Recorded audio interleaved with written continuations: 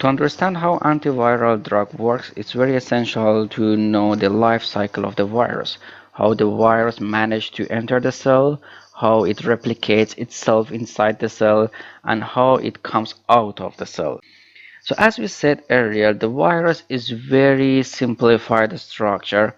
It has the genetic material RNA or DNA. This virus which I'm showing here is the typical flu virus. So it has the RNA and there is an envelope around it which made of the protein or sometimes the lipid, and there are some proteins which are incorporated inside the envelope of the virus. We have two types of the proteins here. The first one we call it hemagglutinin. Sometimes we just show it by the H protein, and the second protein is neuraminidase. We sometimes by summary we say it's N protein. As it's obvious from the name, we have ASE at the end, so it is an enzyme, and later on we talk about its enzymatic activity. So based on the type of these two proteins, hemagglutinin and neuraminidase, we have different type of the virus. You probably have heard about the H1N1 virus or H2N2 virus, H1N3 viruses. So this subscript refers to different structure of these two proteins. So that's why we can have different type of the protein, different type of the proteins on the surface of the virus. So we have different type of the virus, and as we said earlier, the virus can mutate very rapidly, so they are making different combination of the H and N protein. With sometimes when it mutated, it makes a new type of these proteins. So for example, we can have N5, we can have N6 maybe in the future. So now we understand the basic parts of the virus. Let's talk how they can enter the cell. Somehow the virus must be able to enter the cell. The cell has the membrane. So how the virus goes into the membrane, or it penetrates into the membrane of the cell. On the human cell, we have some chemicals or some acid which we call it sialic acid. The sialic acid available in most of the human and animals cells. The virus can attach to this sialic acid by the H protein, hemagglutinin, as you can see here. When it connects to this one, it acts like a key and lock. So now the virus has its key, so it can enter the cell.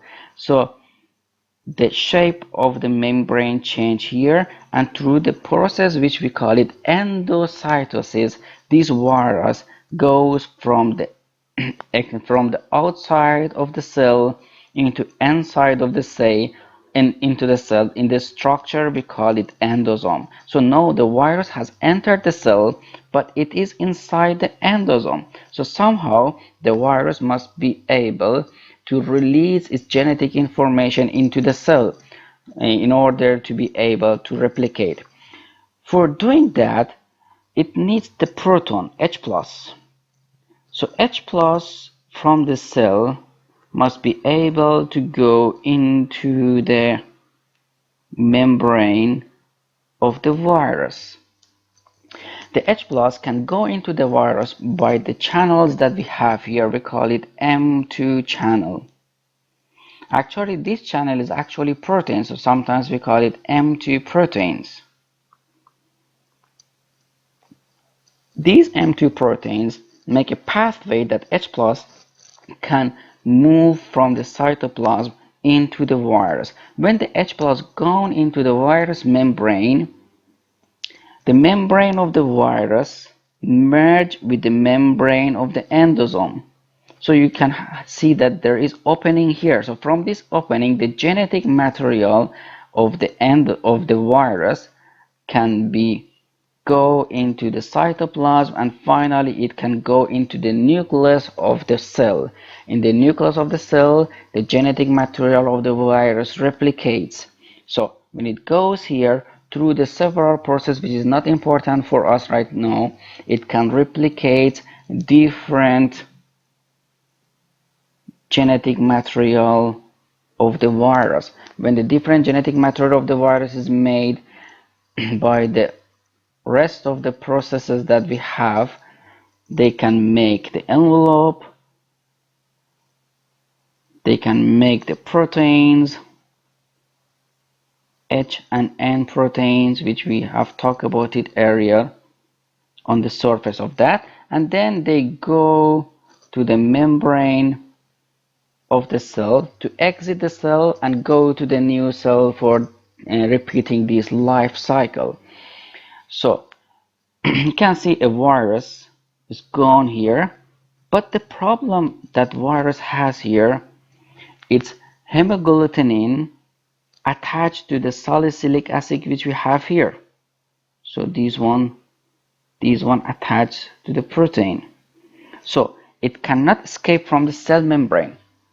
Here, the neuraminidase come into the action. Neuraminidase, what it do, it actually cuts the bond that we have between the H and sialic acid that we have. So the virus becomes free, and now it can move move out of the cell, and it can go and contaminate another cells, and in this way the bacteria or the virus replicates itself inside the cell. So all this process happens around 8 hours, and after the 8 hours a lot of virus has made inside the cell, and they manage to come out of the cell to go for contamination of the other cells, and after this the cell dies.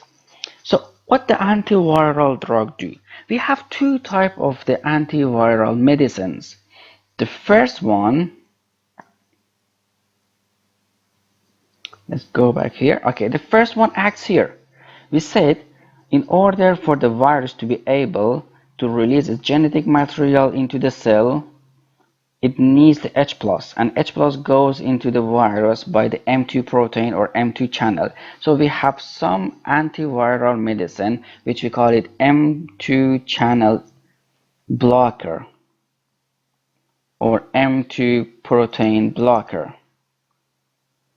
These ones block the protein that we have here on the surface of the virus, so the H+ cannot go into the membrane of the virus. If the H+ cannot go there, so it cannot release its genetic material into the cell, so it cannot replicate itself.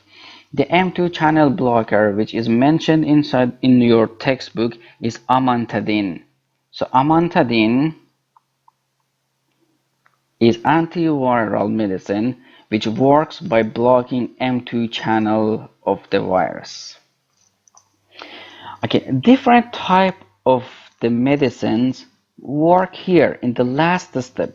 We said in the last step, for the virus to be able to release from the cell membrane, the bond between hemagglutinin and sialic acid on the surface of the membrane must be broken, and that happens by the enzymatic action of the neuraminidase which we have on the surface of the virus. So we have some antiviral medicines which we call them neuraminidase inhibitors. So what happens? They bind to these proteins that we have here, N proteins. So when they bind here near their active site, they cannot do their enzymatic action. So the virus which is replicated here cannot escape the cell membrane, and it remains here, so it cannot contaminate the other cells. So the two of the neuraminidase inhibitors which is mentioned in your book is oseltamivir. So it's oseltamivir, and the second type is Zanamivir. So these are two antiviral medicine which works by neuraminidase inhibition.